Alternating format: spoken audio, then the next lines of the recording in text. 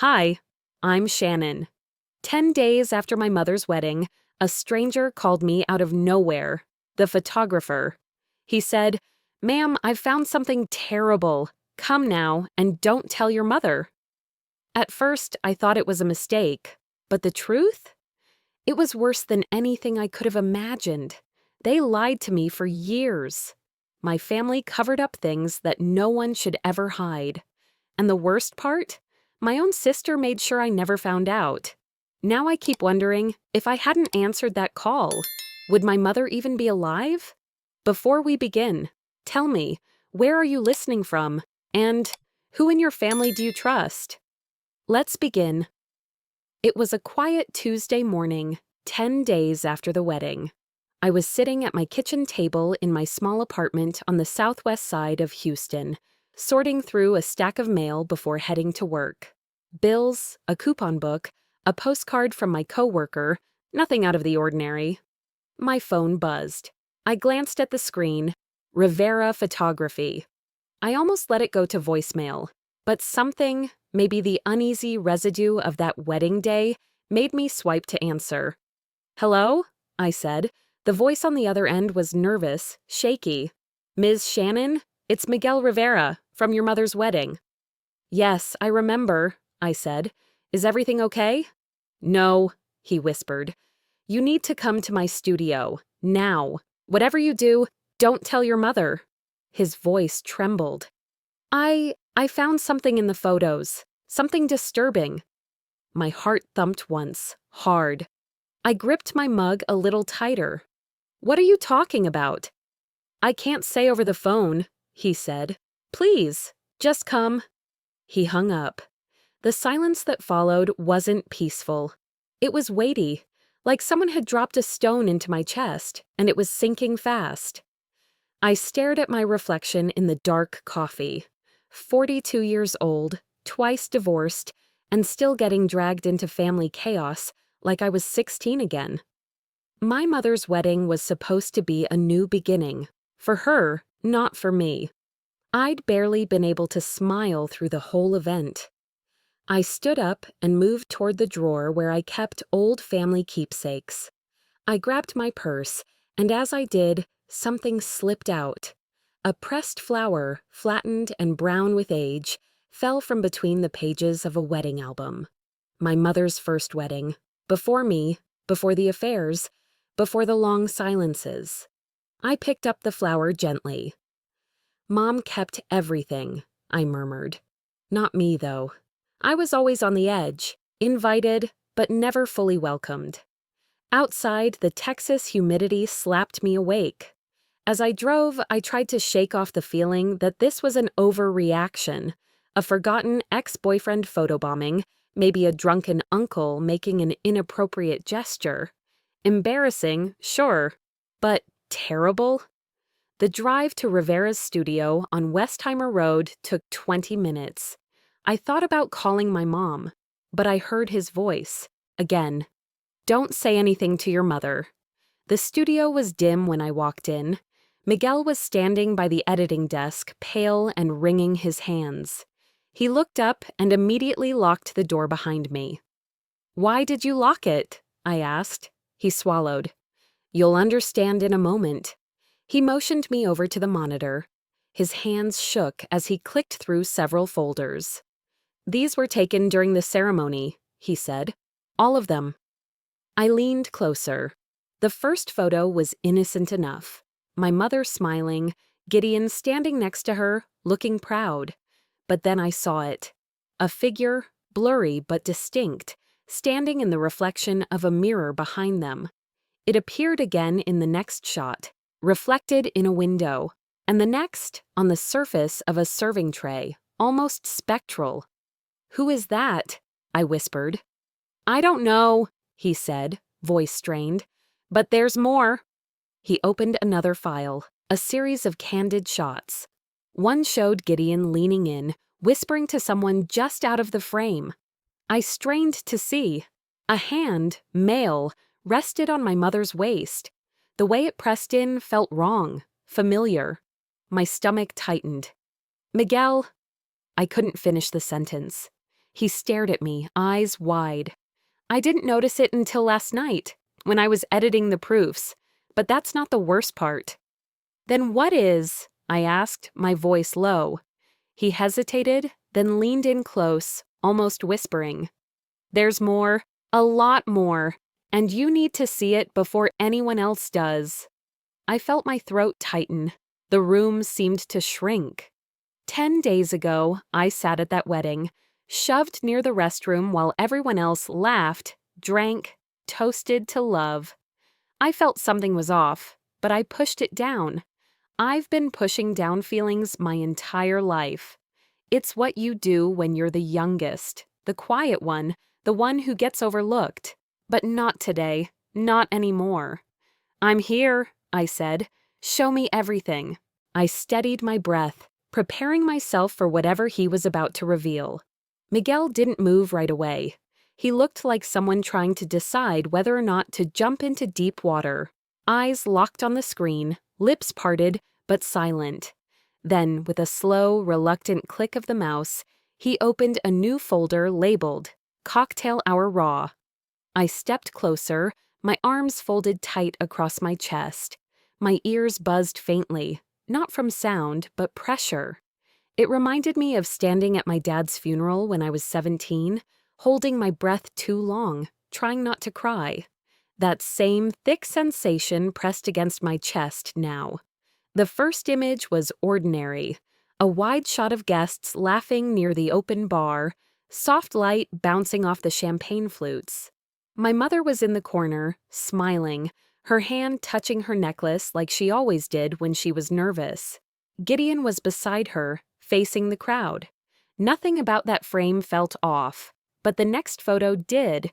Behind my mother, reflected in a tall window pane, was the same blurred figure, not clearly in focus, not enough to make out features, but undeniably there.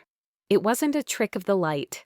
I counted 4 different shots, all with him lurking. One shot showed part of a shoulder, half a face. In another, he stood near a column, almost hidden behind a group of women posing for a picture. Each time, his attention wasn't on the party, it was on my mother. He wasn't part of the guest list, I murmured. Miguel nodded. Not in any official capacity. I've gone over the table assignments. No name, no seat. He was hiding, I said. Not attending, watching. My mouth went dry. I thought of the way my mom had drifted through the reception, distracted, her smile fading too quickly when no one was watching. I felt something shift inside me. A quiet click, like a drawer sliding open in my mind. This wasn't about a bad photo angle or even an awkward X. Something darker was woven into these images. They always say I read too much into things, I said softly, half to myself. My sisters, my mother. I was always the one who noticed what no one else wanted to see. Miguel didn't respond, just turned to the next image. This one was tighter, taken during one of the quieter moments when most people were at their tables eating. My mother stood near a floral arrangement, her back to the camera, laughing. A man faced her, his body angled away, so only part of his jaw and shoulder were visible. But his hand was clear. It rested gently on her back. He wore a wedding band. My breath caught. That wasn't Gideon's hand. And that ring, thick gold, square-cut edges. Nothing like the classic band Gideon wore. I didn't see this happen, Miguel said. I was photographing the main floor. This must have been snapped by my assistant. Did she know what she was capturing? He shook his head. No, it was a fast moment, a candid. We didn't even review it until yesterday. I stared at the screen. That hand said everything. The way it touched her wasn't polite or accidental. It was familiar, gentle, intimate. I don't understand, I whispered. Was she cheating before the wedding? But even as I said it, I didn't believe it. My mother wasn't perfect. But she wasn't reckless, and if she was hiding something, it wasn't out of lust. It was out of fear. I felt the fear now, climbing the back of my neck, whispering in my ear. Miguel looked at me. "You still want to see more?" I nodded once. He opened another folder. His voice was quieter this time. "I almost deleted these. I wasn't sure what I was seeing. I didn't want to start trouble, but I couldn't ignore it either." "What do you mean?" I asked. His hand hovered over the mouse. "Because I think I know who that man is." I froze. "Then why haven't you said anything?" "Because if I'm right," he said slowly, "then this isn't just awkward, this is dangerous." He clicked to the final image. It was a close-up, focused on the bridal bouquet. My mother was holding it at waist height, surrounded by light peach roses and baby's breath. But in the polished silver vase behind her, barely visible unless you were really looking, there he was. Not the mysterious man, Gideon. His face warped slightly by the curve of the metal, but unmistakable. His eyes weren't on the bride. They weren't soft or smiling. They were locked onto something behind her. And he looked furious, jealous, territorial, threatening. "He wasn't looking at her," I said, my voice hoarse. "He was looking at him." Miguel nodded. I backed away from the screen. A cold sensation crept into my chest, one I hadn't felt in a long time. Not for myself, for my mother. A kind of primal, protective dread. Like I was watching her walk blindfolded toward a cliff and couldn't scream loud enough to stop her. Why didn't she tell me something felt off? Why didn't I ask? And then Miguel said, "Shannon, I know who that man is. And if I'm right, your mother might be in danger." The name hit me like a slap across the face. Caleb Strawn. I hadn't heard that name since I was a teenager, hadn't even let myself think it in years. But once Miguel said it, everything in me tensed like a wire pulled tight. I sat frozen, his words circling in my head. Caleb Strawn. My mind tried to place him, to connect that name to something concrete. And then it landed, hard. I saw him again, not the grown man in those twisted reflections, but a younger version, taller than my dad, charismatic, always laughing too loud, always hanging around. Then one day, gone. Just like that. My mother never explained.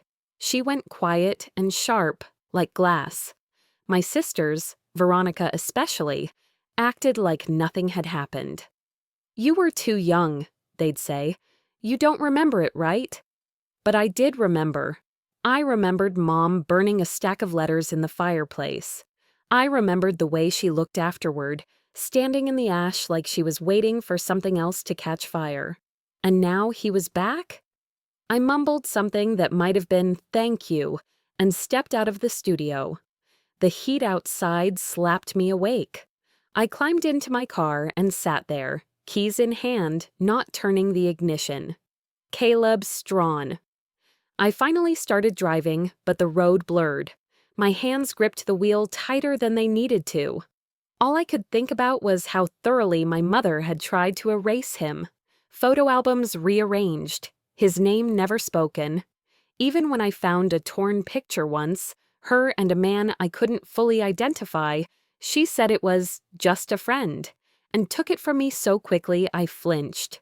Now I understood. He wasn't just a friend, he was more. Miguel's voice echoed in my mind. He was her fiancé, before your father. I almost missed my exit. My mother had been engaged to Caleb and never told us.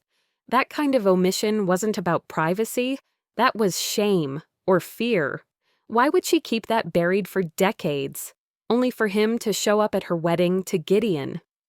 I turned down the familiar stretch of highway toward home, but I didn't go straight there. I needed a moment to clear my head. I pulled into the back lot of a gas station, parked in the shade, and let the air conditioner blast while I stared out the window. Then my phone buzzed. "Veronica?" Of course. I considered letting it go to voicemail, but something told me not to. "Hey," I answered. Her voice was syrupy. "Shan, just checking in. How's your day?" "Fine," I said, keeping my tone neutral. There was a beat of silence, Then she asked, "Did you ever follow up on those photos? The ones from the wedding?" My grip tightened. "I did," I said slowly. "Oh," she replied too quickly. "Well, if anything looks weird, just ignore it. Lighting does funny things. Angles can be—" "I know what I saw," I interrupted. She went quiet. Then, with a sharper edge, "Don't start something. Mom finally has peace. Don't ruin it." That struck a nerve. "Ruin it?" I asked. "If it's real, I didn't ruin anything. I just uncovered it." "You always do this, Shannon," she snapped. "Reading into everything, making drama where there isn't any." "And you always cover things up," I shot back. "Pretending nothing's wrong, but it is, and you know it." A pause, a long one. Then she muttered, "He wasn't supposed to be there." My blood ran cold. "You knew Caleb showed up?" Veronica cursed under her breath. "It was handled, okay? He left." "Who handled it?" I demanded. "You? Gideon? Did Mom even know?" "Don't twist this. Mom's fragile. We agreed not to stress her." "We?" That word hung between us like a slap. My sister, my mother, my stepfather. A quiet little committee managing the family narrative without me.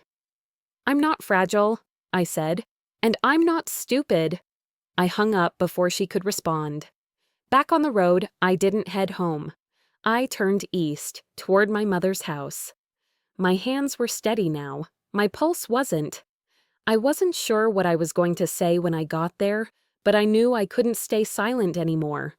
The sun had started its slow descent. The sky faded from blue to a dull orange. Streetlights blinked on, casting long shadows across the road. As I pulled into her neighborhood, my chest tightened, not from fear but from clarity. I had been shut out my entire life, told to stay quiet, told I imagined things, told to let it go. But I couldn't let this go. I turned onto her street. The house came into view, modest, tidy, lights glowing softly inside. As I pulled into the driveway, the porch light flicked on automatically. There, on the top step, was a small white envelope. It had my name on it. And the handwriting was unmistakable, slanted, loopy letters I hadn't seen since middle school, when my mother used to leave notes in my lunchbox. I stepped out of the car slowly, the engine ticking behind me. I picked up the envelope. The paper was thick, weighty. Inside was a single photo, and it made my stomach drop. I stared at the photo in my hand for a long moment, the edges crinkling slightly beneath my fingers. The image was sharper than anything I'd seen at the studio, clear enough that there could be no mistaking it.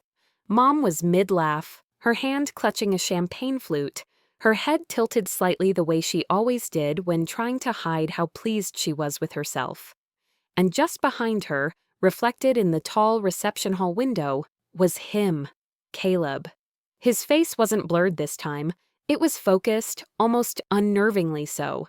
His eyes weren't on the crowd or the food or even the photographer. They were locked onto her. A tight breath caught in my throat. This wasn't a coincidence or a trick of the light. He'd been there, watching. The handwriting on the envelope had barely registered earlier, but now, with the photo pressed to my chest, I looked again. The way the S curved, the way the N trailed off at the end of my name, there was no doubt. Caleb had written it. I hadn't seen that handwriting in decades, but it used to be a staple of my childhood. He used to leave me notes tucked inside books or scribbled on the corners of napkins. "Shannon, you're brighter than they know," one had said when I failed a math test, and no one else even noticed. He wasn't family by blood, but back then, he'd felt more like a father than my own ever did. I held the envelope a little tighter. Why now? Why like this? The front door creaked open as I pushed it gently. The inside of Mom's house smelled like citrus cleaner and something else, something metallic underneath. I stepped into the foyer and paused. The space didn't feel like it used to. The furniture was the same, but rearranged in subtle, sterile ways. The framed photos that once lined the mantel had been replaced with pictures of Mom and Gideon, wedding poses, staged laughs, perfectly ironed clothes. Gone were the snapshots of my sisters and me as kids, or the messy backyard birthday parties. It was all curated now, polished, too clean. I took a few cautious steps forward, the wooden floor cool under my heels. Then I saw it, a familiar silver frame turned face down on a side table. I hesitated. Reaching for it felt intrusive, but everything inside me pushed me forward. I flipped it over. It was a photo I remembered. Me, around 10, sitting on the porch swing with my sisters. Caleb was standing behind us, grinning like a proud uncle. But now, deep gouges had torn across his face. Not just scratched, slashed. Violent cuts carved into the glass. Someone had taken a blade to it. "Mom?" I called, my voice sounding too loud in the hollowed-out silence of the house. She appeared at the top of the staircase, her eyes wide, as if I'd caught her mid-crime. Her robe was cinched too tightly, her knuckles white on the banister. "I didn't hear you knock." "I didn't," I said quietly, lifting the frame so she could see. "Want to explain this?" Her gaze dropped. "It's an old picture." "Yeah, one you apparently couldn't bring yourself to throw out, but still needed to ruin." She started down the stairs slowly. "You shouldn't be here right now. I found this on your porch." I raised the envelope. "From him." The moment the word left my mouth, her whole face hardened. Her voice dropped a register. "He has nothing to do with us anymore." "But he was at the wedding, and you knew, didn't you?" Her hands trembled at her sides. "He shouldn't have been there. He had no right." She stopped herself. "Then tell me the truth, all of it. Why did you cut him out of our lives? Why is he showing up again? Why do I feel like everyone knows something I don't?" "You're imagining things. Don't gaslight me." She flinched like I'd slapped her. "Shannon," I set the frame back on the table with more force than necessary. "You're not protecting me. You're just burying more secrets." Before she could answer, the low groan of the garage door rumbled through the house. We both turned our heads at once. "Gideon." Seconds later, the door leading in from the garage swung open. He walked in slowly, a grocery bag in one hand. His eyes went to the photo in my hand first, then to my mother, then back to me. "What's going on?" His voice was low, controlled. I didn't speak. I waited. Mom turned toward him. "She found the envelope." His jaw tightened. "Put that down." I didn't. "I said put it down," he repeated, his voice colder now. "Then leave." I squared my shoulders. Why was Caleb at the wedding? The silence that followed was thick and unbearable. Mom looked like she might faint. Gideon's face darkened. He stepped forward, slowly, deliberately. "He shouldn't have been anywhere near her," he said finally. "He knows the restraining order still stands." The air was sucked from the room. "Restraining order?" I asked, stunned. "You never told me." "Because it wasn't your business," he said, cutting me off. "She's my mother." He didn't blink. "Which is exactly why you should stay out of it. If he contacts you again, you come to me, not her." That sentence did something to me, rattled something old and buried. The way he said it, like he owned the truth, like we were just pawns on a board he'd already decided how to play. I didn't say another word.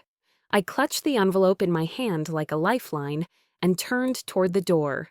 As I stepped outside, the porch light hummed above me. I didn't dare look back. The moment my foot hit the last step, my phone buzzed in my purse, a message from an unknown number. The moment my foot touched the last step, my phone buzzed again. I paused in the dim porch light, pulling it from my bag. The screen showed a number I didn't recognize. The message was short, just a thumbnail of a video. No text, no explanation. My hand trembled as I opened it.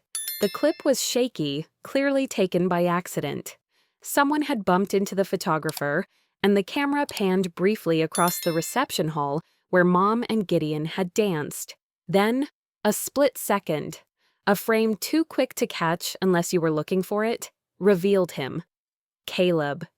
Standing at the edge of the dance floor, close enough to touch Mom's shoulder, leaning in to whisper something. Her face wasn't joyful or romantic. It was tight, nervous. She looked scared. I stepped back instinctively, leaning against the railing. I took a slow breath, willing myself to stay grounded. My phone buzzed again, same number, a text this time. I protected you once, I can protect you again. Signed with a single initial, C. My mouth went dry. This was no accident. This wasn't about nostalgia or unfinished conversations. This was deliberate, targeted, and no part of it felt safe. I walked to my car, unlocking it with shaky fingers, and sat behind the wheel. I didn't start the engine, I just gripped the steering wheel and breathed. Everything felt too heavy to hold, too loud to quiet down. The lies, the cutout photos, the unspoken secrets, the sudden reappearance of the man who'd once seemed like the only adult who noticed me at all. I thought of Mom's trembling hands, her quick denial, of Gideon's command, his need for control wrapped in the disguise of protection. I thought of Veronica, always so smooth, so dismissive, ready to dismiss my instincts as paranoia. I felt myself slipping into that familiar place, that internal corner where I used to sit as a kid, listening to everyone else define the story while my questions went unanswered. The engine's hum finally broke the silence. I pulled out of the driveway and headed home. The roads were nearly empty, and the wind pressing through the cracked window carried that late-night stillness that always made me feel like I was a few steps out of sync with the rest of the world. The weight in my chest didn't lift when I walked into my apartment. I kicked my shoes off in the dark, tossed my bag on the couch, and didn't bother turning on the lights. I just sat, letting the silence wash over me. Then I remembered something Caleb once told me, when I was just a kid hiding in the pantry during one of my parents' arguments. People ignore the child who sees too much. He meant it as comfort, but now I heard something else in it. Something possessive, maybe even predatory. Was he protecting us back then, or was he observing, waiting? The voicemail icon blinked on my phone. I didn't even remember seeing it come in. With a deep breath, I hit play. It was his voice, older, raspier, but unmistakable. "Your mother never told you the truth," he said. "I'm the only one who ever will." A pause, then, "He can't keep her safe, neither can you." I sat in the dark for what felt like hours, listening to the quiet hum of the refrigerator and the steady tick of the wall clock, sounds that felt like reminders of the normalcy I kept trying to cling to. I curled my knees to my chest and buried my face in my hands. I was exhausted, disoriented, and worse, afraid I'd let my own doubts drown out my instincts. But then, a thought surfaced. Gideon's tone at the house hadn't been protective. It had been territorial. He hadn't said, "Let's handle this." He'd said, "Come to me first." Caleb's words weren't comfort.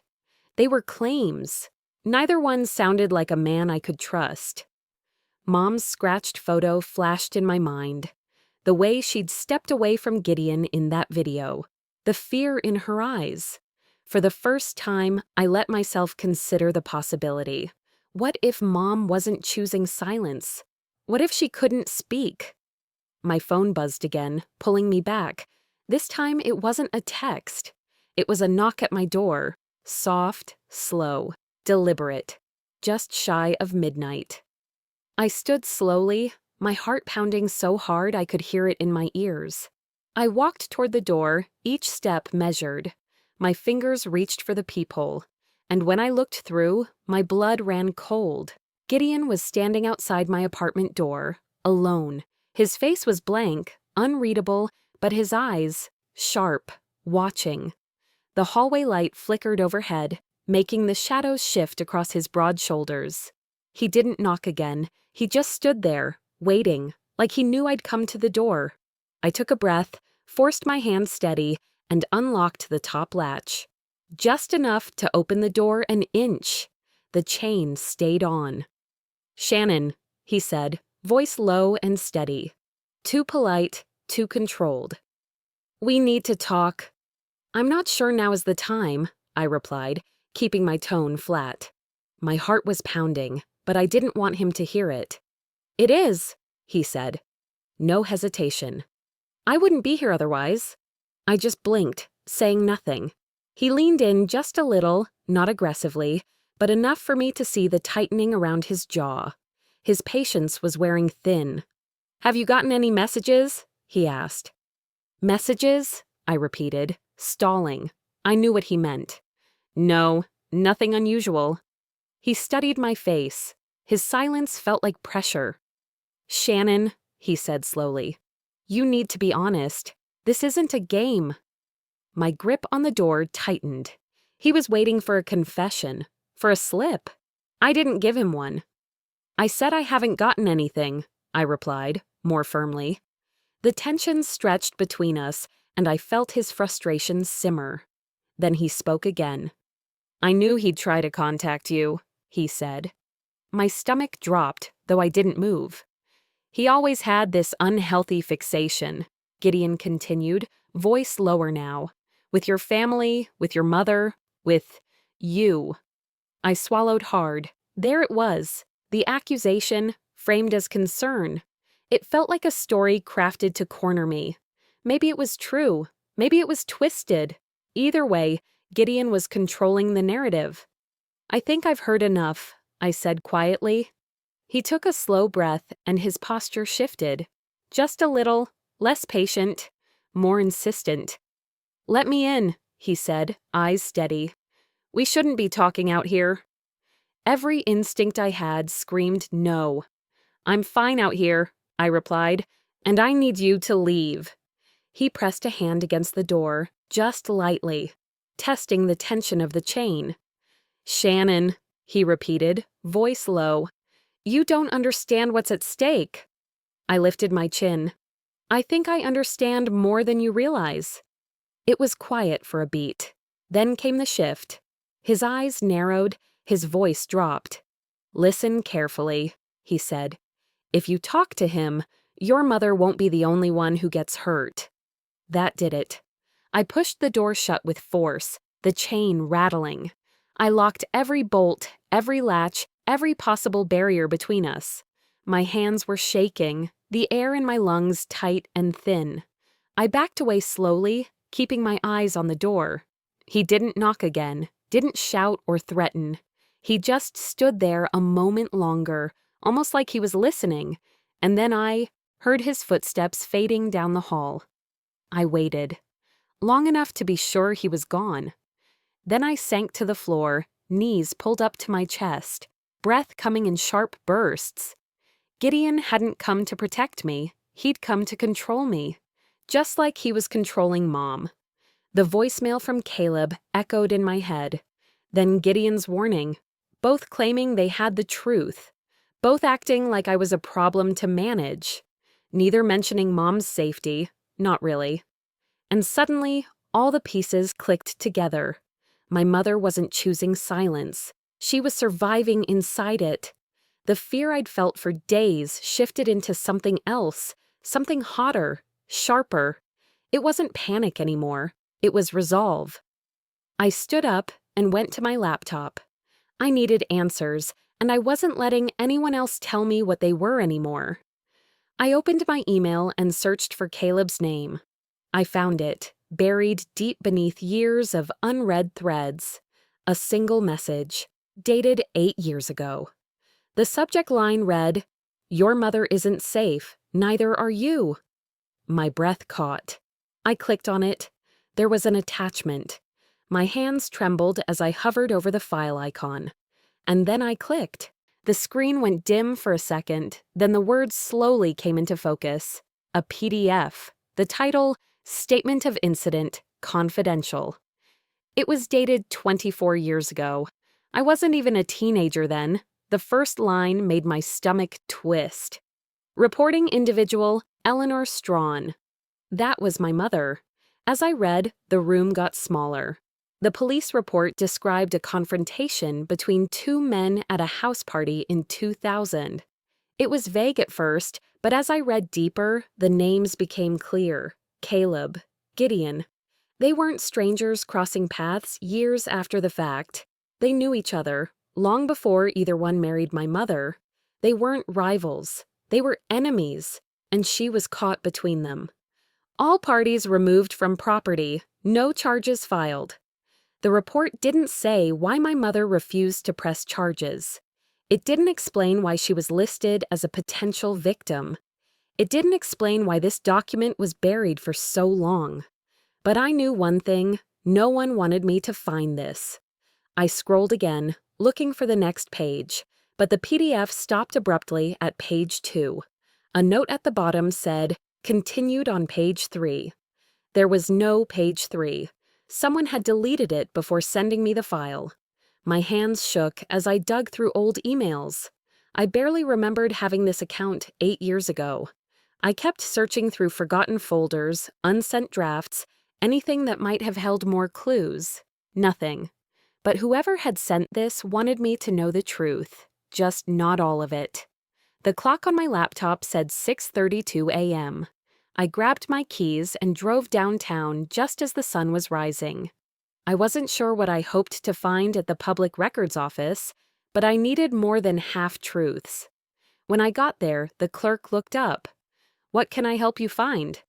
"Police reports from 2000, I said, "involving a woman named Eleanor Strawn." He typed, frowning at the screen. "There's a restriction on that file." "Since when?" I asked. He glanced at me. 2 weeks ago, requested personally." My heart thudded. He turned the monitor slightly, just enough for me to glimpse one name. Gideon Strawn. He blocked this, recently, right before the wedding. I stood frozen for a moment, then nodded and thanked the clerk. As I walked out, the weight in my chest wasn't just fear anymore. It was anger. Anger that had waited decades for a voice. Outside, the morning heat was already building. I pushed open the stairwell door to the parking garage, pulling my bag close. That's when I saw him.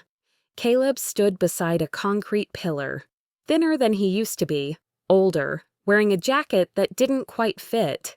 His eyes were tired, his face unshaven. He held up his hands as I stepped back. "Shannon, please don't scream." I didn't. I just stared. "How did you find me?" "I've been watching," he said. "Not like that. I just needed to make sure Gideon didn't get to you first." His voice was raw, like he hadn't slept in days. "You sent the email," I said. He nodded. "I did, 8 years ago. I thought you'd see it sooner." "Why now?" I asked. "Why come back now after all this time?" He ran a hand through his hair, and when his sleeve shifted, I saw it. A bruise. Dark, the shape of fingers wrapping hard around his wrist. "Gideon grabbed me behind the reception hall," Caleb whispered. "He told me to disappear again, said I was endangering the family." The word family hit me like a blow. "What do you want from me?" I asked. "Not what you think," he said. "I tried to protect her, your mom. I tried to keep you out of it, but I can't anymore." "And what about that report?" I said. "2 men threatening my mother, and both of you swept it under the rug?" Caleb's face twisted. "I didn't sweep it. I was pushed out. She was—" He stopped. His eyes flicked past me. I heard it then. A car engine, tires screeching in the dim corner of the garage, headlights flaring. Caleb's voice dropped to a whisper. "He found us." I spun to see a car turning sharply, speeding across the concrete floor. I didn't wait. I ran, not toward Caleb, not toward the car, just away from both. My feet pounded against the floor, heart hammering. I reached my car, fumbling with the keys. The engine roared to life too loud in the silence. Then I grabbed my phone from the seat. One new message from Mom. It read, "We need to talk. Don't trust anyone, not even me." Beneath it, an address I'd never seen. I stared at it for a second, heart hammering. Then I copied it into my phone and pulled out of the garage without even thinking. Houston blurred past me, gray, fast, unkind. I didn't care about traffic. I didn't care if I missed a light. I just needed to know why my mother, after everything, had sent me that message, and why she was somewhere I'd never heard of. The GPS led me farther than I expected, miles from downtown, past rows of faded strip malls and dying oak trees, out toward the edge of the city where things felt unfinished. That's where I found it. A small white rental house with no car in the driveway, no mailbox, and the curtains drawn like someone was hiding from the sun or the world. I parked across the street and waited for a moment. No movement, no sound. The air outside was heavy, like it hadn't shifted in hours. When I stepped onto the porch, the door gave under my hand, unlocked. Inside, it smelled like bleach and silence. There was barely any furniture. A single suitcase sat by the wall, zipped shut. A blanket was folded on the arm of a worn love seat, and an open bottle of water sat on the floor next to it. The place looked like someone had been camping indoors, too afraid to unpack, too tired to leave. "Mom," I called out softly. It took a few seconds before I heard her steps. She came from a back hallway, wearing the same navy cardigan I'd seen her in at the wedding. But it looked different now, like it was swallowing her whole. Her eyes were swollen, red, and when she saw me, she broke. She wrapped her arms around me like a lifeline. I held her. I didn't ask anything, not yet. When she finally pulled away, her voice was barely there. "I didn't think you'd come." "You sent the address," I said. "Of course I came." She sat down, motioning for me to join her. Her hands were shaking, her fingers curled tightly around each other. "I ran," she whispered. "After the wedding. I couldn't do it anymore." I didn't say a word. "I was going to leave him after that night," she continued. "I had everything packed. I told myself one more fake smile, one more dance for the guests, and then I'd go. But then Caleb showed up." She paused, wiped at her cheek, then looked straight at me. "Both of them, Shannon. They've both done things. You only ever saw glimpses. You never knew." It felt like the floor fell out from under me. She looked older than I had ever seen her, smaller too, like the years of silence had eaten something essential from inside her. "When you were little," she said, "I tried to leave Gideon once. He'd gotten possessive. He watched where I went, who I talked to. I couldn't breathe." "So you went to Caleb?" I asked. Her lips pressed into a thin line. "I didn't plan it. He found me. He offered help. But his kind of help, it came with rules. He wanted more than friendship, more than comfort. When I pulled back, things got ugly." My pulse quickened. "There was a fight," she said. "Between them. That night, I called the police." "And the report?" I asked. "The one with the missing page?" She nodded, reached into a side table drawer, and pulled out a folded paper, already creased from being handled too many times. "I kept it," she said. "I knew one day you might need to see the whole truth." I unfolded it. Page 3. It was real. It described Gideon's threats, how he cornered Caleb outside and warned him to disappear. It also described Caleb's words, how he shouted that he would never let Gideon own her. And there, at the bottom, in the neat handwriting of an officer, it said, "Victim declined to press charges. States fear of retaliation from both parties." I looked up at my mother. Her eyes were full of tears, but she didn't look away. "They didn't protect me, Shannon," she said quietly. "They fought over me." My hands clenched. My throat burned. All the things I'd been told, the smiles, the excuses, the rewritten memories, they weren't love. They were cover stories. She had been surviving every day. That was the truth. And it made everything else make sense. The photo scratched out, the warnings, the deleted file, Caleb's desperate email, Gideon's forced calm. None of it was about me. Not really. I was just the last piece of a broken timeline neither of them could control anymore. I stood, needing air. I walked toward the kitchen, mind spinning, and then I heard it. A floorboard creaked, one that neither of us had stepped on. I turned. My mother froze, eyes wide. "He found me," she whispered. I didn't ask who. I didn't have to. I reached for her, but the sound came again, closer this time. A slow footstep. Then a figure moved at the end of the hall. Not Gideon, not Caleb, someone else. Tall, quiet, walking slowly, watching. And when he stepped into view, my breath caught. He said my name, but it wasn't right. It was soft, loaded, wrong. It was someone I trusted, someone I never thought was part of any of this. He stepped forward, closing the door behind him. The hallway light flickered above his head, casting slow, unsettling shadows against the walls. My mother's breath caught, and I felt her fingers tighten around mine. "Dermot," I whispered. He nodded. No smile, no warmth, just eyes that had already seen too much.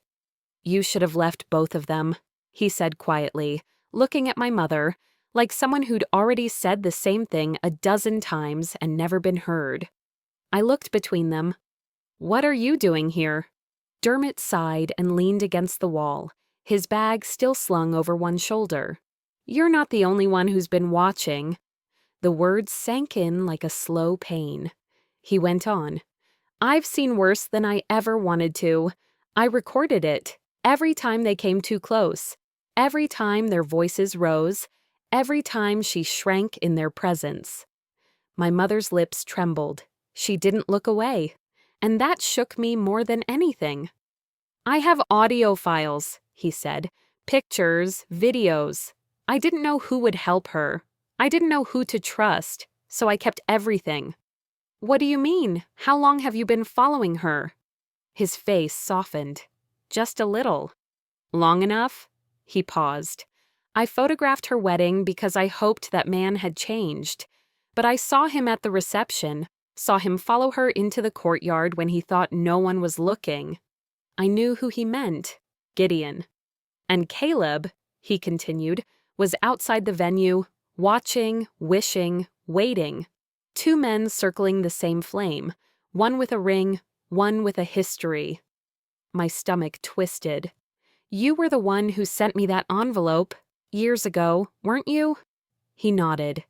"The full police report, the one someone else tampered with before you got it."